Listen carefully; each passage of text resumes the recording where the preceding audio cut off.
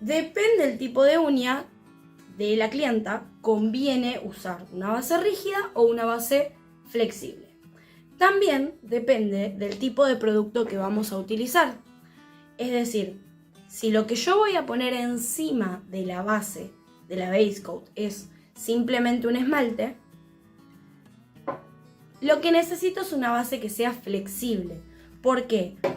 Porque la capa de esmalte es una capa flexible, es una capa que tiene que acompañar el movimiento natural de la uña. Y una uña natural sana es una uña flexible, que se mueve, que se puede doblar sin romperse, pero que se puede doblar ante el uso cotidiano, ¿sí? Si yo hago esto, por ejemplo, imagínense que no tuviera el capping que tengo y tuviera mis uñas al natural, si yo doblo así, hago un poquitito de fuerza, mi uña no debería quebrarse, mi borde libre, ¿sí? Debería ser flexible ante un movimiento común y corriente. Entonces, yo necesito una base coat que sea flexible para que el esmalte de color que yo ponga arriba no se quiebre, porque este es flexible. A ver, mi uña es flexible.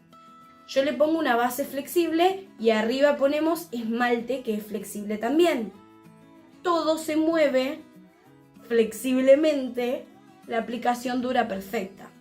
Ahora, si yo tengo mi uña con su movimiento natural flexible, le pongo una base rígida y arriba le pongo esmalte de color flexible, lo que va a suceder es que ante un movimiento natural de mi uña, este tienda a mantenerse rígido porque es una base rígida, quiera que nada se mueva, y el esmalte de arriba, que es flexible, se va a empezar a requebrajar, se va a quebrar, se va a empezar a cuartear, ¿sí? Por eso a veces pasa que se les cuartean los esmaltes y no entienden por qué.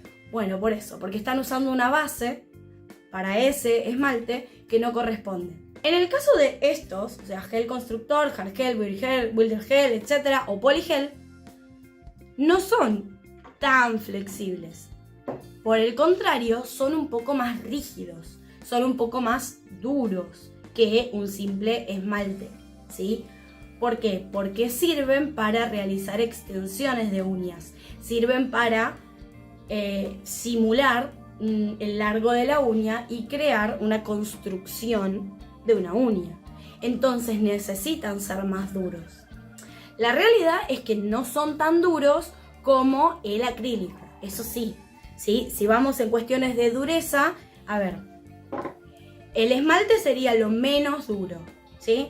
Después viene el gel de construcción, luego viene el acrigel y por último viene el acrílico, ¿sí?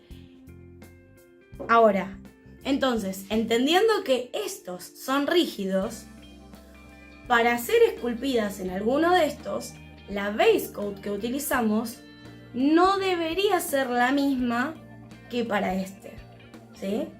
Debería ser una que sea rígida. ¿Para qué? Para que la esculpida no se parta y no se salga. No le va a afectar a tu uña natural el hecho de que uses una base rígida. A lo que afecta es, por ejemplo, a lo que tiene arriba. Por eso lo que les explicaba del esmalte, que se tiende a cuartear. En cambio, si nosotros usamos con estos productos una base flexible, lo más probable es que no sea tan resistente. Es simplemente por eso. Y seguro me vas a decir, pero yo toda la vida los hice con esta base que es flexible. buenísimo. Pero la realidad, químicamente hablando, es que lo óptimo, lo mejor, es que uses una rígida.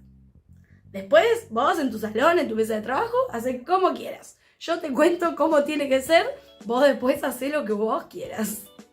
Bueno, otro tipo de geles que son, digamos, los más nuevitos en el mercado son las bases niveladoras, las bases rubber, los esmaltes para capping y demás. Por ejemplo, esta es base rubber. Este dice capping gel. Este dice gel UV para capping. Este dice, el de Navi dice capping y transfer, ¿sí? Cada uno de estos tiene distinta tonalidad. Por ejemplo, estos dos son transparentes y estos dos son rosados. Existen otras tonalidades, existen en blanco, existen en color tono natural. Pero eso es cuestión de pigmentación, ¿sí? La única diferencia que yo encontré es, por ejemplo, en este, pero es una cuestión de esta marca, ¿sí? Que al ser cover, si no le pongo una base coat abajo, a pesar de que sea para capping, si yo no le pongo base coat abajo, se me levanta. A mí y a muchas personas que me lo han comentado en el vivo donde lo vimos. Entonces, ese es un dato de color que les agrego, ¿sí? La cuestión con estos es que vendrían a ser como una nueva solución para microesculpidas, o sea, de chiquito, microesculpidas, para reconstrucciones de alguna uña que se partió y para igualar las otras. Por ejemplo, a veces les va a venir a la mesa de trabajo una clienta que suele mantener sus uñas largas, por ejemplo, no sé, de un poquito más por acá, y se le partió una porque se le enganchó y se la tuvo que cortar. Y la verdad que vos como manicura vas a estar del otro lado y le vas a decir, mirá, yo te tengo que dejar todas las uñas parejas porque si no, no queda lindo. Pero la clienta no va a querer que le cortes las 9 uñas que tiene enteras. Entonces, ¿qué sucede? Con estos productos podemos estirar esa uña que se partió porque se bancan, resisten a una microextensión.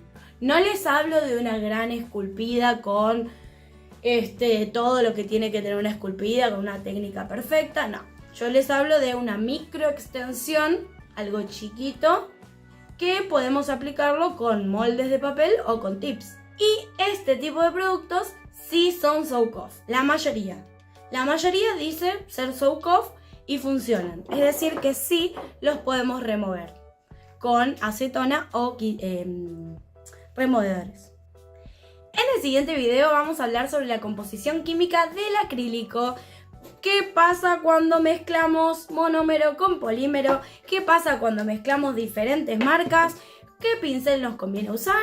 Y demás. Así que nos vemos mañana en el próximo video, en la próxima clase. ¡Chao!